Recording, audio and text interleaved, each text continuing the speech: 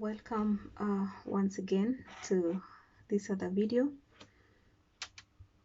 I had explained in my earlier video that the pain that we go through as children between the age of 3 to 10 manifests in our teenage in a particular way.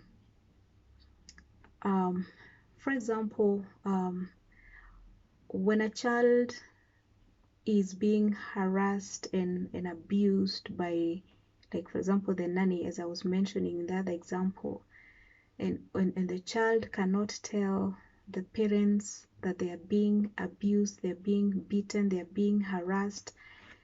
And somebody would wonder, why can't the child just tell us? Why couldn't she just tell us what was happening? It is because between the age of 3 to 10, we have not mastered how to express ourselves. So this kind of a child is afraid of speaking out about the abuse because they are afraid what will happen tomorrow when I am left with the same person and I told on them. So between 3 to 10, you're not able to interpret and analyze things and even think of the solutions that would come, that maybe if I tell on her, tomorrow she'll be sacked. She'll be told to pack her things and leave, and I will be free. A child is not able to think that way. So they only imagine that I will say she beat me up, and then tomorrow I'll be left with her, and she'll beat me up even more. And that is why people who hurt children, they tell them, and don't tell anybody, otherwise I will kill you. And the child will not say, because they believe they can be killed. So that is why the pain that is that comes into our life in our childhood, it stays in there. We hold it in there. We don't speak. We don't say anything. We don't have the vocabulary. We don't know how to express it. It stays in there. So the first time it begins to come out is in teenage, because at that time we have mastered our vocabulary. We are almost able to express ourselves completely. So between the age of 11 and 12 is normally like a transitioning kind of a period. And many times it is just that, it's just transitioning. But as soon as the person gets into teenage, because of the desire to have their own space, wanting to be understood, wanting to be left alone, wanting some kind of freedom, you know, the craving for an identity, and also this whole aspect of feeling like I am no longer a child, I am now a teenager. And exploration is also coming in. They want to explore different things. They're exploring for an identity, and they're exploring many things during teenage. So they begin to manifest whatever pain they held in as children. So there are three different ways that the childhood pain manifests in our teenage. If a child was extroverted, when they come out in their teenage, their pain comes out in form of rebellion. Rebellion is where the child begins to manifest defiance.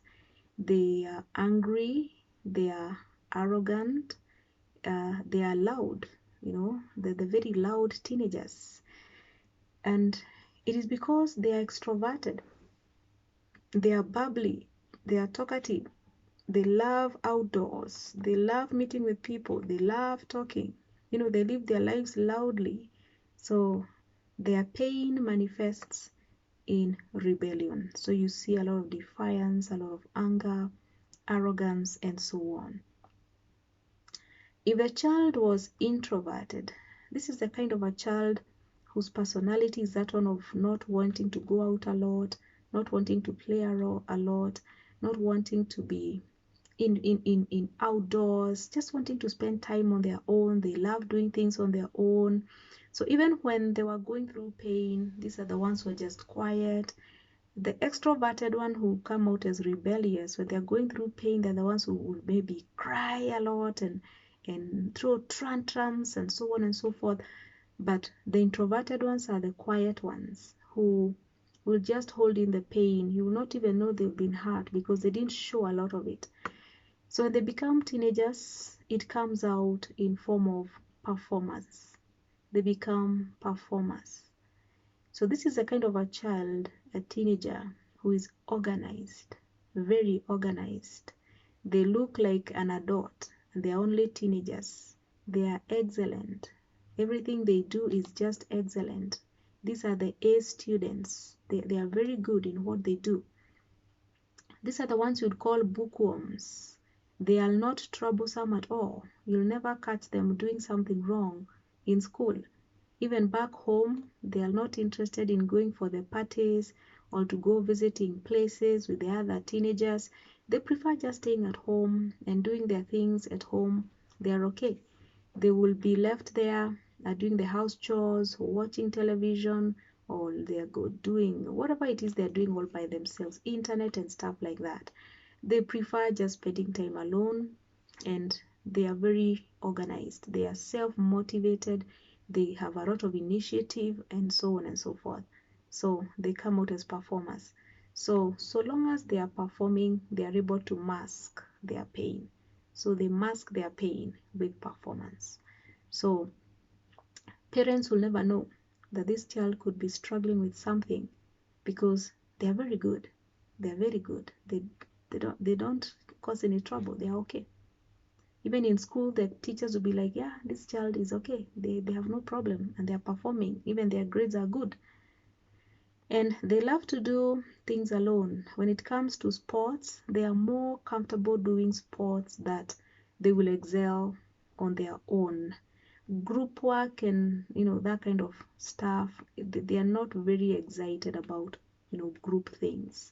So they want to do, quite a lot of them want to do things on their own. The third way that pain manifests is in form of victim. So the victim can be an introvert or an extrovert. It can be either of them. But this is the child who succumbed to the pain, that they went through so much pain that it crushed them. It destroyed them. So the victim is the teenager who is now a follower. This is the teenager who doesn't know how to say no. This is a teenager who is a people pleaser. And this is the teenager who is an attention seeker. They allow abuse and exploitation. They allow others to use them. And they lack identity. If they become friends with a rebellious teen, they become rebellious. If they make friends with a performer, they become performers. So they have no backbone. They have no initiative. They lack self-motivation. A lot of them have to be pushed to carry on with their schoolwork. Finishing school, they have to be pushed. A lot of the times, parents have to do quite a lot to push them into doing things because they got completely wounded by whatever they went through in their childhood and destroyed and crushed them. So they are fearful. They are fearful, and they only want to hang around people for identity. If you leave them alone, they won't survive it. So they have to hang around people to get identity. They seek attention and they need approval. They want to be affirmed. They crave that. They crave that. So if you see a teenager who has those kind of signs of a victim, it is possible that they were wounded in childhood, and until they deal with their pain, they cannot become strong people. Even in the society, they don't become strong. They become walkovers and so on and so forth. So those are the three ways. So if you found yourself being rebellious as a teenager, check whether you went through the pain of probably the abandonment or the pain of abuse, the pain of trauma, or probably there were strict controlling parents who had excessive rules and denied you, the freedom of being a child. And maybe that is why when you became a teenager, all you wanted was to express yourself now that you have some little bit of freedom away from home, maybe in high school or something like that. If you became a performer, check also, could it be that you went through some childhood pain, and as a result of the childhood pain, Now you decided to mask it with performance, so that so long as you're performing, you feel good about yourself. Or if you're a victim, probably you went through pain that was too much and it crushed you. And right now, you have no strength to move on. So there is a way out. So in my next video, I will talk about how this same childhood pain can manifest in young adult life. And because beliefs are formed out of experiences, it is very possible as a young adult that the way you are living your life, it is out of the beliefs that you formed because of your childhood pain, because that pain forms a cycle and it keeps manifesting itself at different levels in our lives. So follow me in my next video.